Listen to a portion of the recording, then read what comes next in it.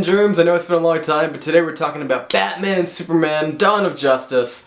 What do we think? Okay, first of all, I just want to address the fact that right now it's currently holding a 31% on Rotten Tomatoes. 75 on audience point of view. I think it's an 8.7 on IMDb. So it leaves people kind of confused on what kind of movie is this. Is it a good movie? Is it a piece of crap? Well, just to break it up, it's not a bad movie.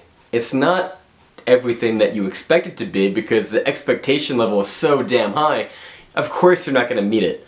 There are a lot of problems with this movie. I'm going to break it down. We're going to do the pros and the cons. We're going to do cons first. You know, kind of get the crap out of the way, and then we'll talk about the good stuff in it. And then I'll kind of summarize it. So, cons. Alright, let's see. First and foremost, it's bloated. The movie is very bloated. It's 2 hours and 40 minutes. You have lots of characters. You have Batman / Bruce Wayne, Superman / Clark Kent, you have Lois Lane, you have Perry White, you have the Senator who's trying to take him down, you have Lex Luthor, Doomsday's in there, you got Wonder Woman, you got so many characters that it doesn't really work. The problem is that DC tried to play catch up. They tried to play catch up with the Avengers. They didn't really work on their characters. They basically said, hey listen, the fans know these characters, let's just put them in a movie. It's kind of like when you pick up a comic book and it's like, you know what, you just nosedive straight into the action. No real backstory. The only backstory we get is like the flashback of the Waynes being killed, the parents being killed, which we've seen so many times. And that kind of hurts the movie because now as an audience member, we can't really relate to any of these characters because one, they don't have a whole lot of depth, and two, there's no real backstory to them. They're just very flat characters. Henry Cavill is basically the same that you saw in Man of Steel. Ben Affleck! People are gonna have to start eating their hats because Ben Affleck was the best part of this movie. He is our new Batman, and you know what, I got no problem with that. Gal Gadot, she's okay. Everyone thinks she's great. I kind of just think, okay. I want to talk about motivations, because that's another sticking point that I have in the cons for this movie. Why the characters do what they do in this movie don't really add up. First and foremost is why Lex Luthor wants to destroy Batman and Superman, especially Superman. There's no backstory, there's no Smallville backstory where like he loses his hair from the meteor shower or something like that. It's just like he's a spoiled kid who wants something to do. So he decides, hey, I'm gonna kill Superman because why not? Batman's motivation is very clear and I can work with that. You know, he witnesses Wayne Towers falling down in front of him in a 9/11 kind of way, and I completely get that. But then when you think of motivations as far as like Superman, why he decides to fight Batman in the end, and I'm not gonna spoil it, it's a little contrived. It's a little like, really? That's the reason why you're gonna go and fight Batman? Okay, I'm pretty sure I could have thought of like 3 different things for you to do besides that. We'll talk about that. I'll do a spoiler video in a bit, but as far as this goes, motivation, depth of feel with the characters, it just was lackluster and kind of disappointing. And moving on for more cons would be Jesse Eisenberg. Holy fucking shit. Okay. He is a cartoon character on crack, okay? I recently found out that he was originally cast to be the Riddler when they thought they were going to put a little bit of the Riddler and the Joker in this movie. But no, that's too bloated, they said. The movie's very bloated. So at the end of the day, they just recasted him as Lex Luthor instead. But he feels a lot like the Riddler. He feels like Jim Carrey doing the Riddler, campy, over-the-top, cheesy.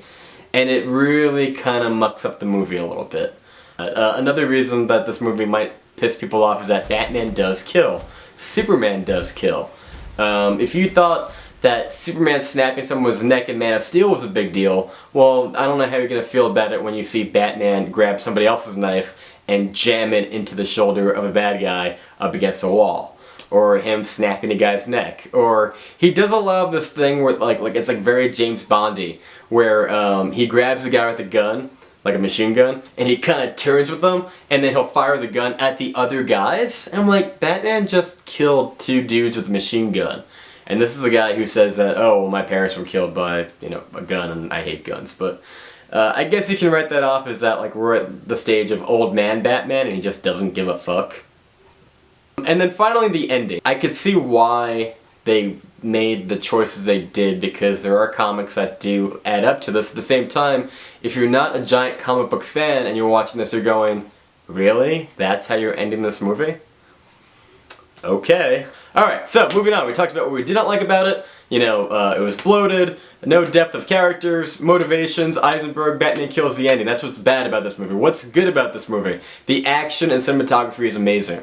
Seeing Batman and Superman go head to head, these two big iconic characters that I've had posters on my wall when I was a kid. I've looked up to these characters. They're amazing, especially Batman. Seeing them in the same movie, wow. That alone was worth the $11. With that said, you know, there's a lot to not like about this movie as far as storyline, but at the same time, if you consider the idea that this is kind of more based within the world of the comics, where, you know, villains do stuff because they're just a little silly, and they were always kind of silly when you really think about the comic books. Like, it was never, like, when villains do things in the comics in the DC world, it's not always real life. This is, make no mistake, this is not a Christopher Nolan Batman. This is a superhero comic book straight off the page onto the screen, and if you can just go with that and pretend that you're watching the animated series or the Adventures of Batman and Superman, you can kind of just like go with it.